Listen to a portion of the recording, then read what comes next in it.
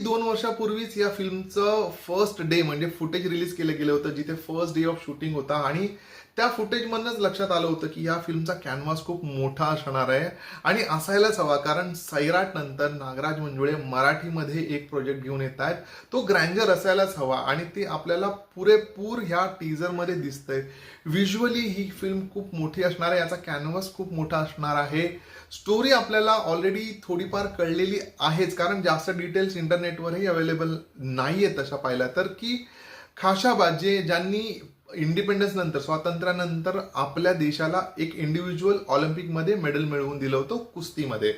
But त्यांच्यासाठी त्यांची journey काय होती, तो काळ काय होता, हे सगळं आपल्याला पाहायला मिळणार आहे. आणि बॉस, फिल्मच्या कास्टिंगमध्ये जे जे कॅरेक्टर्स दिसले ते बघून आणखी मजा आलेली आहे. आणि स्वतः नागराज मंजुळे तर दिसत आहेत, पण छाया कदम आहेत, वैभव मांगले आहेत, ओम भूतकर आहे, महेश मांजरेकर दिसत आहेत. आणि मेन कॅरेक्टर कोण आहे, खाशाबा कोण करतंय, हे अजून त्यांनी गुलदस्त्यात ठेवलंय. ठीक आहे, थोडी क्युरियोसिटी राहू दे, पण इव्हेंच्युअली आपल्याला कळेलच.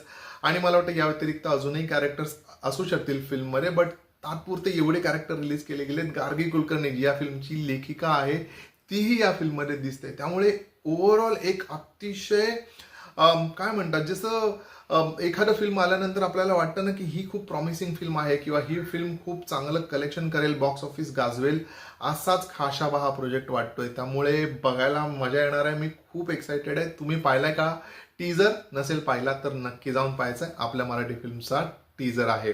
आणि हा व्हिडिओ जास्तीत जास्त लोकांबरोबर शेअर करायचा आहे, कारण मराठी फिल्मबद्दल आपल्याला जागरूकता निर्माण करायची आणि तेच माझं इंटेन्शन आहे. आपण भेटूया पुढच्या रिव्ह्यूमध्ये. तोपर्यंत स्टे ट्यून्ड.